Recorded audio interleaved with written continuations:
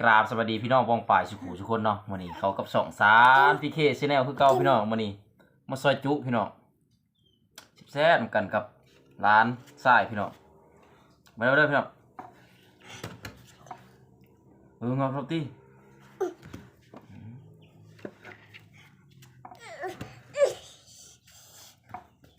เด้อพี่น้องแซ่บกันจวดพี่น้องสีงัวพี่น้องบุ้มตัวนี้เลยจ้ากินเฮ้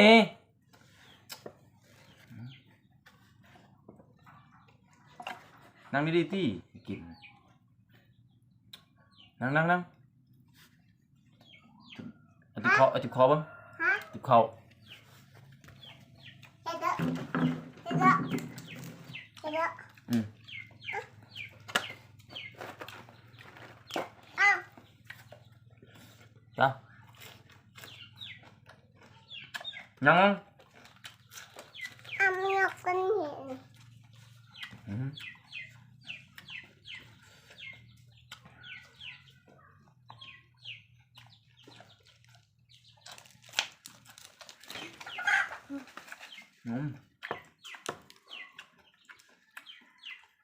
เลยพี่น้องกินกับร้านซานร้านไส้พี่น้องแซ่บกัน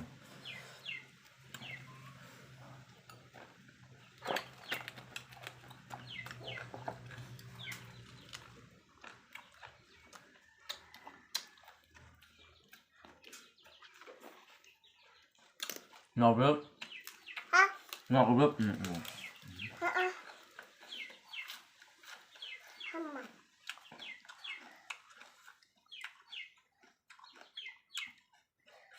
เผื่อคมลำๆเนาะ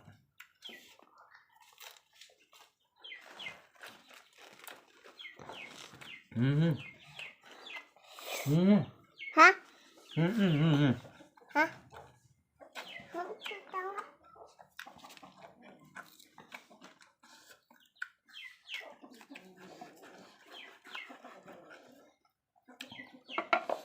ยังไงดีเอาหนิคุยเลย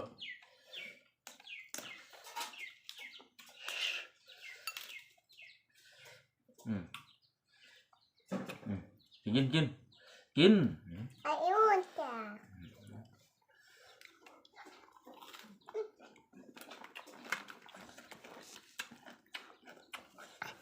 กินใส่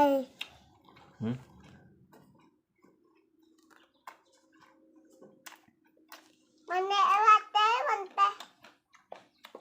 ท่านจับเลือดเลือดมันจะไปได้สูงไปได้ปะนี่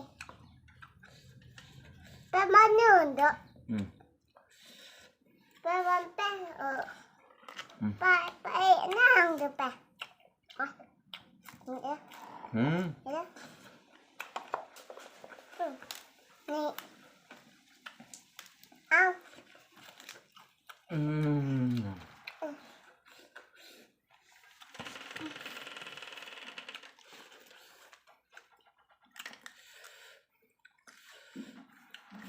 กินก็มีพละพี่น้องออนไลน์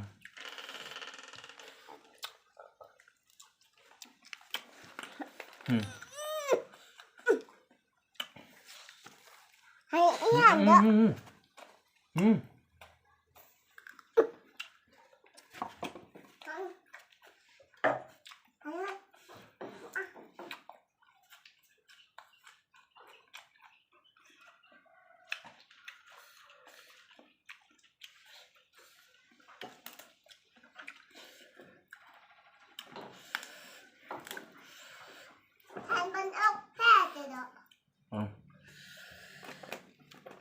นี่ทำสุกเลย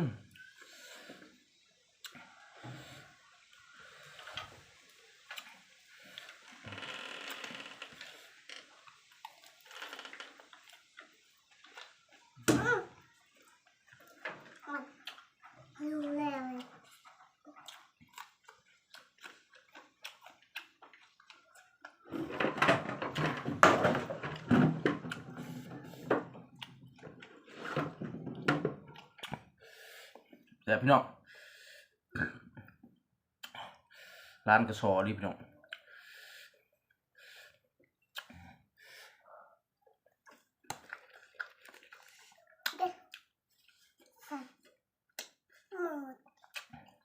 ขึ้นบ่หืม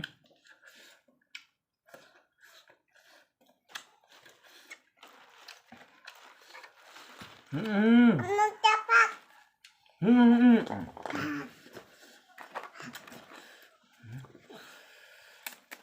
เอ้า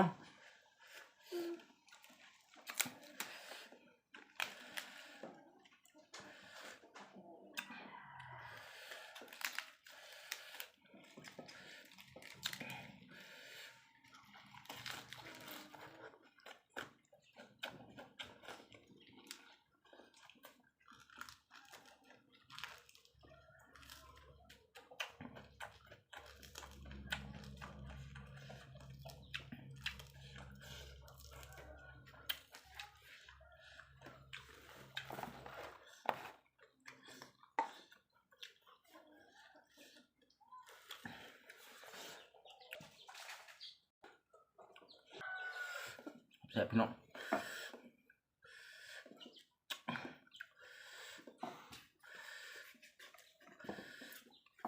เอ้าจ้าเหรอหืม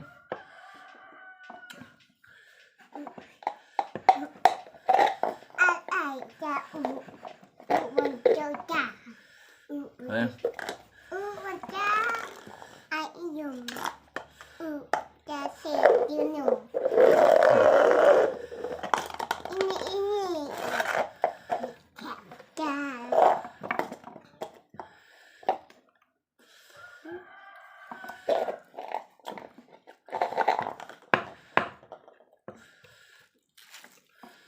เอียน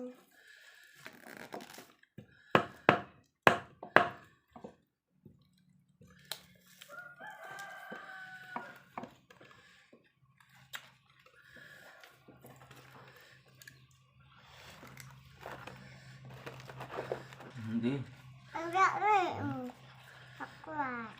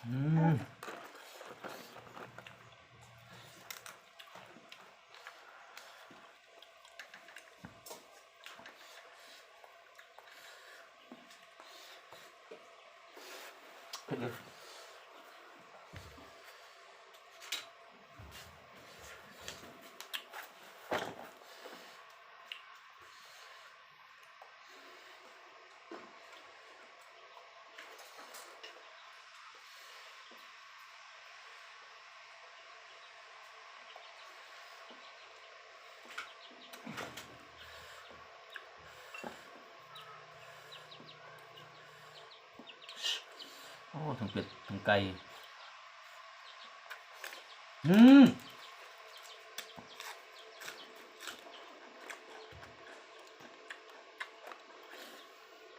ใส่ซอส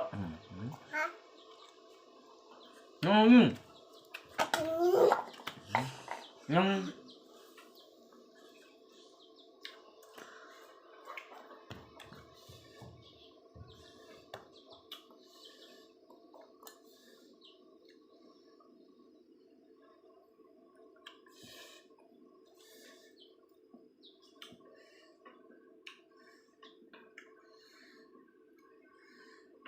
แซ่บพี่น้อง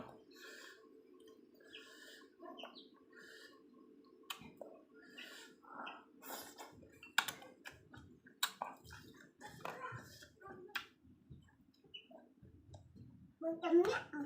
จะกินมัน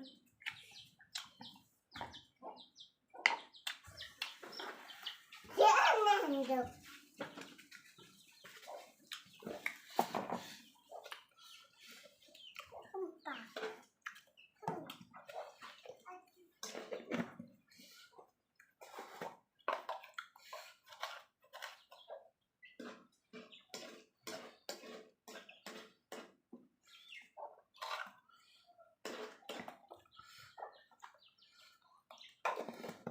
ครับ จะจบเลย เผ็ดเสียบพี่น้อง นั่นน่ะนั่นเลย บึ้มเลยยองบึ้ม นั่นเลย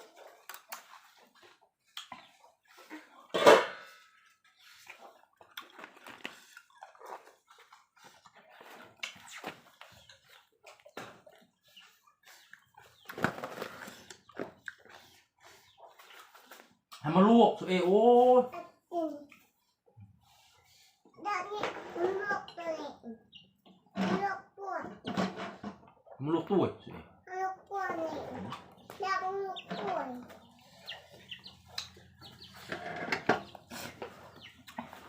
เสียบพี่น้อง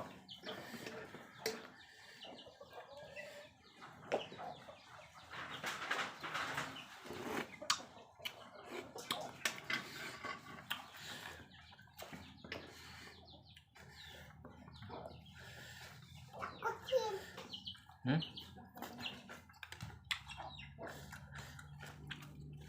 กาแฟกินกาแฟ ต้องฮะไม่เด็ดอ่ะลูก นี่ ฮะ นี่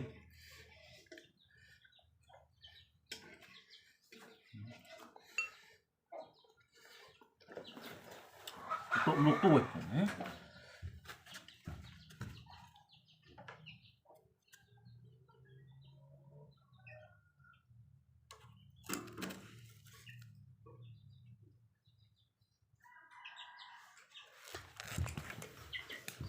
บัง